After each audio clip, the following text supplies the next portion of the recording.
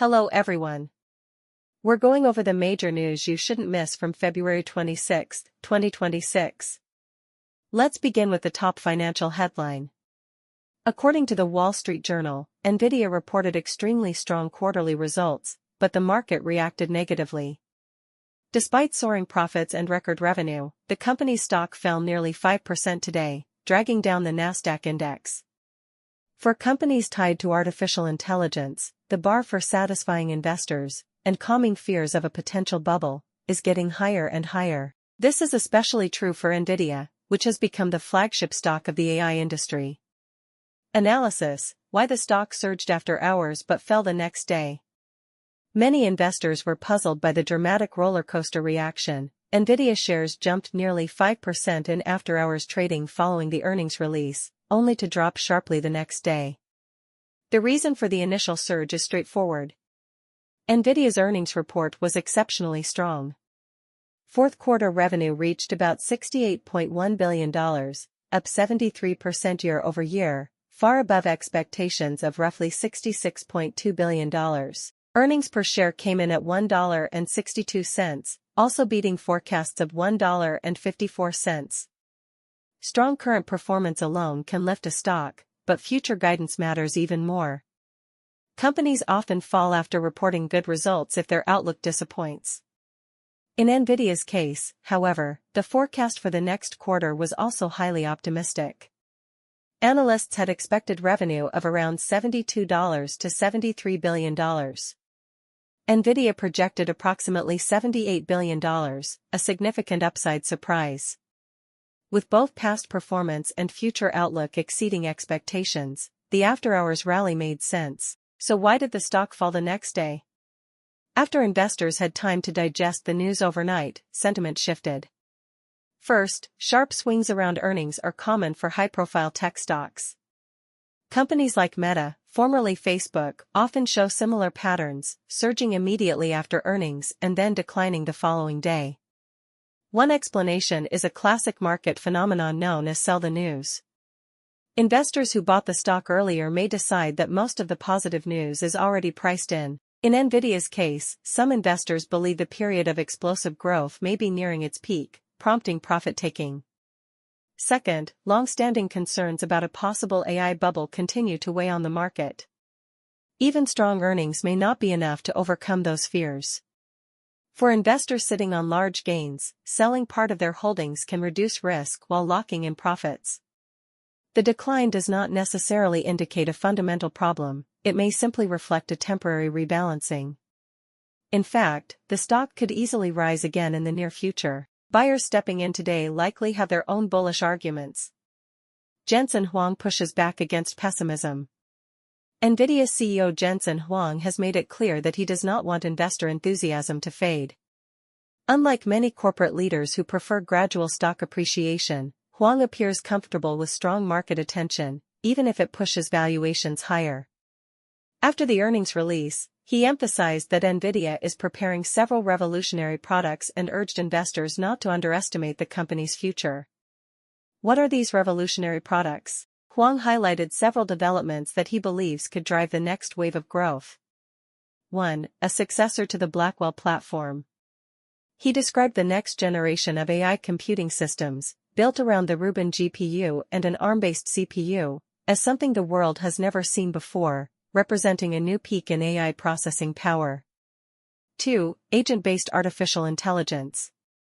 This refers to AI systems capable of acting autonomously, making decisions, and performing tasks with minimal human input.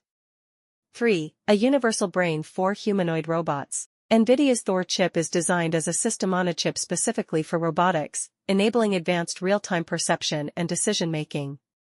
4. Solutions to AI data bottlenecks. Working with partners such as SK Hynix, Nvidia is developing ultra-high-performance storage technology. Traditional storage systems are too slow to keep up with modern GPUs. The goal is to achieve performance on the order of 100 million input-output operations per second, dramatically reducing data transfer limitations. A high-stakes market drama. Huang's message is clear: he believes Wall Street is underestimating Nvidia's long-term potential. the situation resembles that of previous years.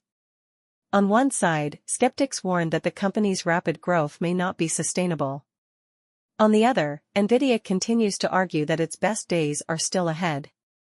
Whether or not you own the stock, this unfolding story has enormous implications. Nvidia's performance can influence the broader U.S. stock market and shape the trajectory of the global AI industry. For observers, it has become one of the most dramatic and consequential financial narratives of our time. Second major story, new developments in U.S. Iran negotiations. The second major story concerns the latest developments in negotiations between the United States and Iran. Two major media outlets reported on the talks, but from very different angles. U.S. preparing tough demands. According to the Wall Street Journal, U.S. envoy Steve Witkoff, along with Jared Kushner, is scheduled to enter a new round of critical negotiations over Iran's nuclear program on Thursday. They are expected to present a set of tough demands, under pressure from hawkish figures inside the U.S. government and from Republican lawmakers in Congress. These officials insist that the negotiators must not agree to any deal that could be criticized as weak. Much of this pressure comes from South Carolina Senator Lindsey Graham, a close ally of Trump. Graham publicly stated that any agreement allowing Iran even minimal uranium enrichment would be unacceptable. His comments, delivered in unusually blunt language, signaled a hardline stance and were widely interpreted as a warning to U.S. negotiators not to make concessions. Iran suggests a different approach. Reuters, however, highlighted a different perspective. According to a senior Iranian official, progress toward an agreement may be possible if nuclear issues and non-nuclear issues are handled separately.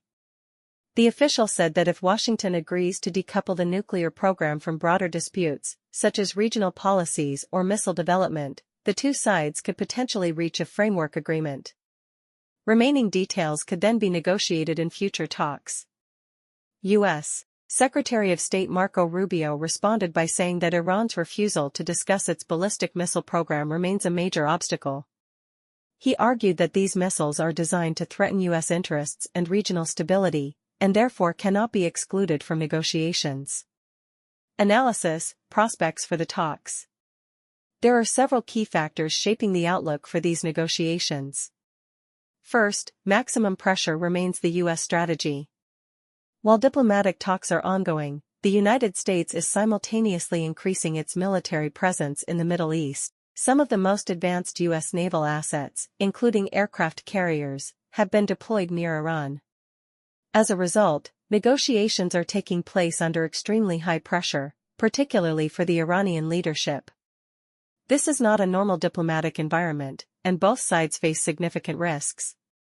Second, deep divisions between the two sides. Iran prefers to separate issues, focusing first on nuclear matters.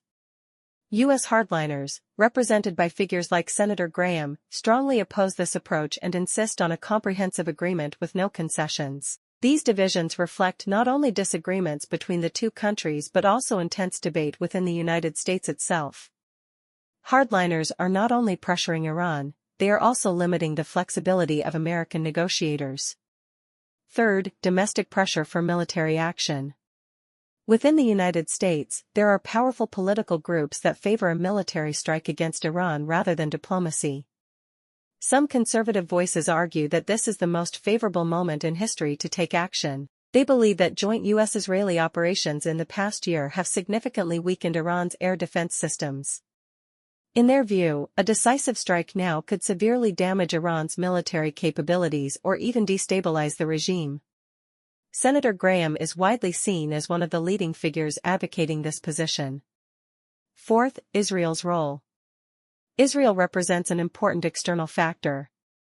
The Israeli government has consistently urged Washington to adopt a tougher stance and has indicated that it may be prepared to take military action independently if necessary. Prime Minister Benjamin Netanyahu has repeatedly warned that Israel will not accept a partial or symbolic agreement that leaves Iran's capabilities intact. A critical moment. Taken together, these developments suggest that the ongoing talks in Geneva may resemble a final ultimatum rather than routine negotiations. If Iran does not make significant concessions on uranium enrichment, the risk of military confrontation could rise sharply.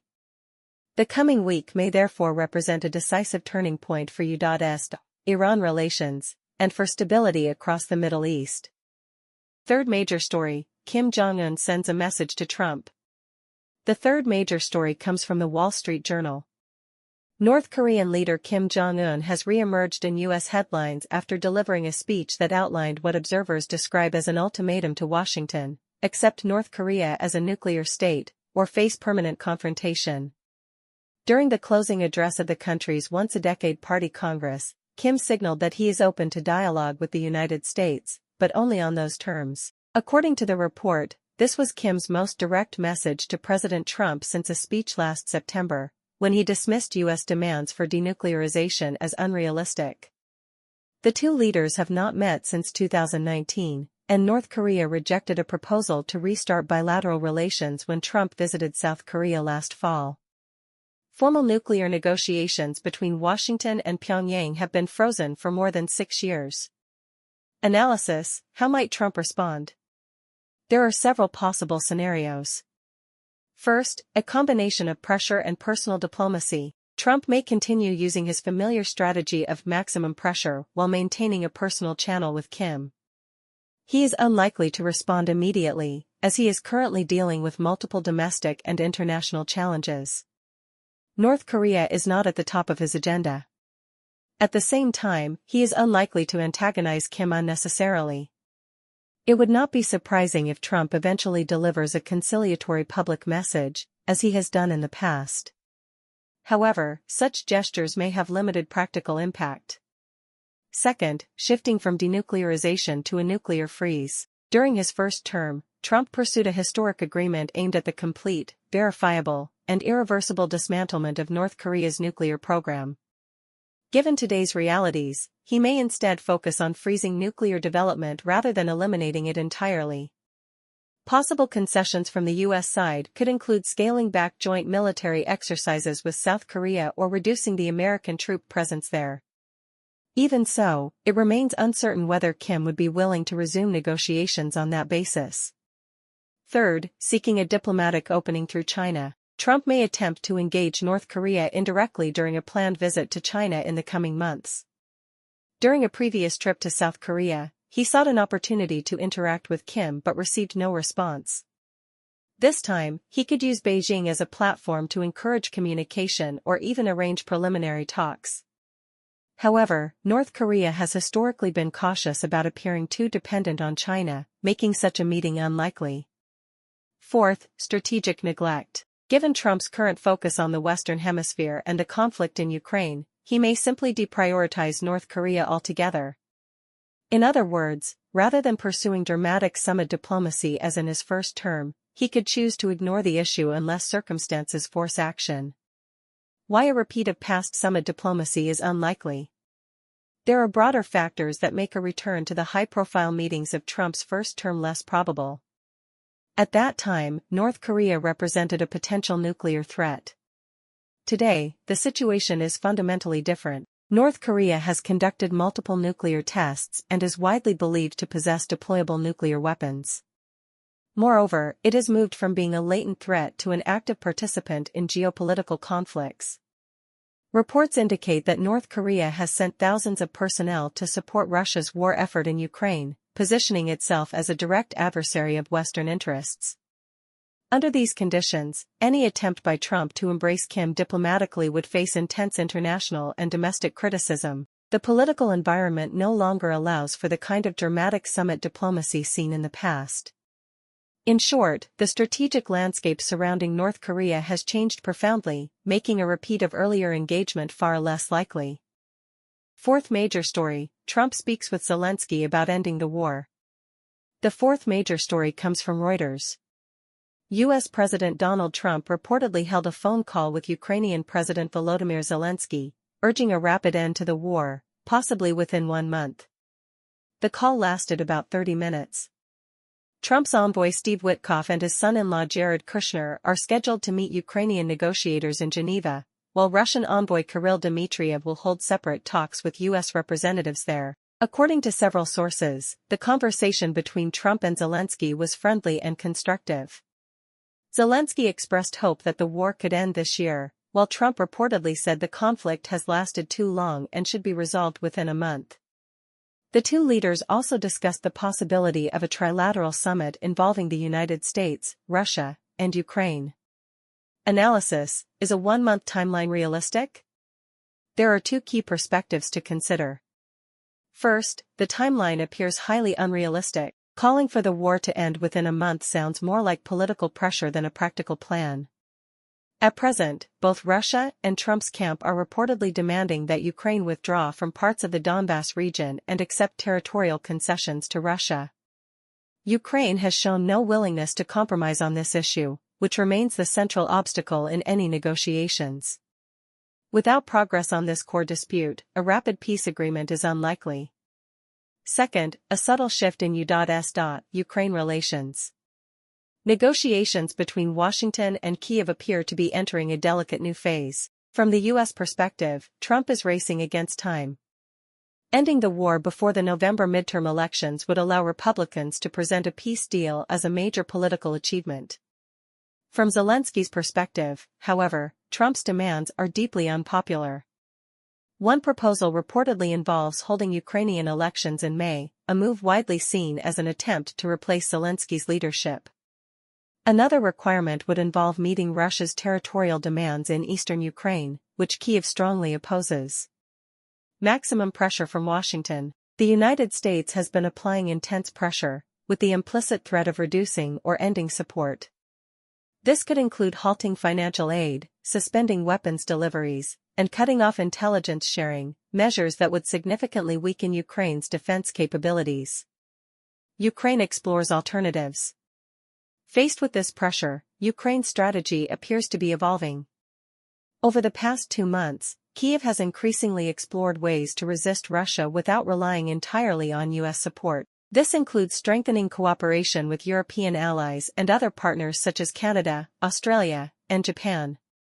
Ukraine has also reportedly reduced intelligence exchanges with Washington in some areas, relying more heavily on its own intelligence networks and those of European partners. Recent military operations in southern Ukraine have shown some success, with Ukrainian forces reclaiming over 200 square kilometers of territory near Zaporizhia. A relationship out of sync. This situation highlights a growing mismatch in priorities. The United States appears to be escalating pressure in pursuit of a rapid settlement, while Ukraine is testing how far it can operate independently if American support diminishes. Ukraine has not reached the point of rejecting U.S. assistance altogether, but it is clearly preparing for that possibility. As a result, the two sides are no longer operating from the same assumptions or strategic timeline. A critical period ahead. Whether Washington adjusts its approach, or Ukraine ultimately returns to relying heavily on U.S. support, remains uncertain. For now, this delicate phase in U.S.-Ukraine relations is one of the most important developments to watch closely in the coming weeks. This has been Anti-Noise Intelligence, tracking the world so you stay ahead of it. Thank you for listening, and make sure to tune in again tomorrow.